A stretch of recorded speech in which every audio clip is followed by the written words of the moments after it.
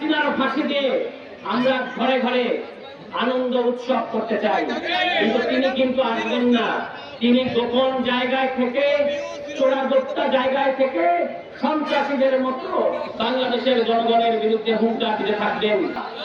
তারা দিল্লিতে তাদের হেডকোয়ার্টারের কোন এক অলিতে গলিতে, কোন এক অন্ধকার প্রকোষ্ঠে থেকে আমাদের বিরুদ্ধে হুঙ্কার দেয়, আমাদেরকে হুমকি দেয়। আমরা তাদেরকে পরিষ্কার ভাষায় জানাতে চাই, সন্ত্রাসী আওয়ামী লীগ যখন আপনারা ছিলেন তখনও আমরা ছিলাম। আপনাদের চোখে চোখ রেখে আপনাদের বন্দুক, আপনাদের অস্ত্র, আপনাদের সন্ত্রাসকে আমরা বুক পেতে মোকাবেলা করেছি। আজকে যখন আপনারা নাই তখনও আমরা আছি।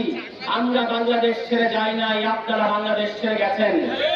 এই কলঙ্কের পরে, এই লজ্জাজনক ঘটনার পরে আপনারা যদি মানুষ হইতেন তাহলে আর আমাদেরকে কোনো ধরনের হুমকি দেওয়ার চেষ্টা করতেন না। কিন্তু এখনো আপনারা দিল্লির কোন এক অন্ধকার প্রকোষ্ঠ থেকে বাংলাদেশের মানুষকে হুমকি দেওয়ার চেষ্টা করছেন। এতে কোনো লাভ হবে না। শেখ হাসিনার যদি সাহস থাকে আপনি বাংলাদেশে আসেন, আপনার বিরুদ্ধে মানবতা বিরোধী অপরাধের দায়ে ফাঁসির আদেশ হয়েছে। আপনাকে ফাঁসির দড়িতে ঝুলিয়ে শহীদ হাদি, শহীদ সাব্বির সহ বাংলার অগণিত শহীদদের রুহের মাগফিরাত আমরা কামনা করতে চাই। এবং শেখ হাসিনার ফাঁসি দিয়ে আমরা ঘরে ঘরে আনন্দ উৎসব করতে চাই, কিন্তু তিনি কিন্তু আসবেন না। তিনি গোপন জায়গায় থেকে, চোরাগোপ্তা জায়গায় থেকে সন্ত্রাসীদের মতো বাংলাদেশের জনগণের বিরুদ্ধে হুঙ্কার দিতে থাকবেন। এই হুঙ্কার দিয়ে কোনো লাভ হবে না। 800 বছর আগে লক্ষণ সেন বাংলা পালিয়ে গিয়েছিল, 800 বছর পরে আপনি বাংলাদেশ ছেড়ে পালিয়ে গেছেন। এই লজ্জার পরে আর কোনো কথা, আর কোনো হুঙ্কার দেওয়া চলে না। বর্তমানে যে সরকার নির্বাচন এবং গণঅভ্যুত্থানের মধ্য দিয়ে ক্ষমতায় এসেছে, বিএনপি সরকার, সাইনবোর্ডের দিক থেকে তারা বিএনপি সরকার হলেও ভেতরের দোকানটা আওয়ামী লীগ।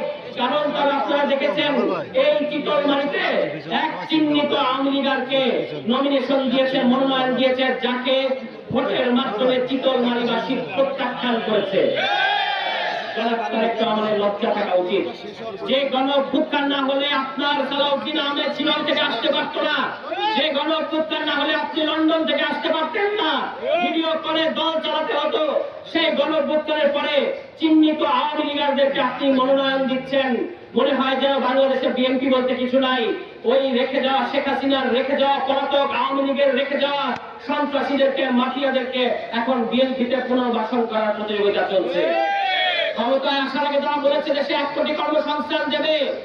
আমরা এখন দেখতে পাচ্ছি তাদের নেতাদের খাই খাই স্বভাবের কারণে তারা বালু খাচ্ছে, মাটি খাচ্ছে, গাছ খাচ্ছে, নদী ভরাট করে ফেলছে, খাল ভরাট করে ফেলতেছে। তারা ওই কৃষ্ণ সাহেবদেরকে, মন্ডল সাহেবদেরকে চিতলমারীতে ঢোকানোর চেষ্টা করতেছে। তাদেরকে তুলে আনার চেষ্টা করবেন না, তাহলে বাংলাদেশের মানুষ আপনাকে ক্ষমা করবে না। লন্ডন থেকে বাংলাদেশে এসেছেন, গণভোটের পক্ষে মানুষের যে আবেগ, সেই আবেগকে ব্যবহার করে ক্ষমতায় এসেছেন, কিন্তু ক্ষমতায় আসার পরে গণভোটকে ভুলে গেছেন। গণভোটকে যদি ভুলে যান তাহলে গণধাওয়া আপনাদের জন্য অপেক্ষা করছে। আপনারা যখন অতীতে ক্ষমতায় ছিলেন, বাংলাদেশে কানসার ঘটেছে, বাংলাদেশে ফুলবাড়িয়া ঘটেছে, বাংলাদেশে শরীর আখড়া ঘটেছে। যদি আবারও একই ধরনের শাসন পরিচালনা করতে থাকেন, যদি ওই আগের মতো, আগে খাম্বা ছিল, বিদ্যুৎ ছিল না, এখন বিদ্যুৎ আছে, খাম্বা নাই, রেজাল্ট কিন্তু একই। আমরা লোডশেডিং এর মধ্যে আমাদেরকে থাকতে হয়।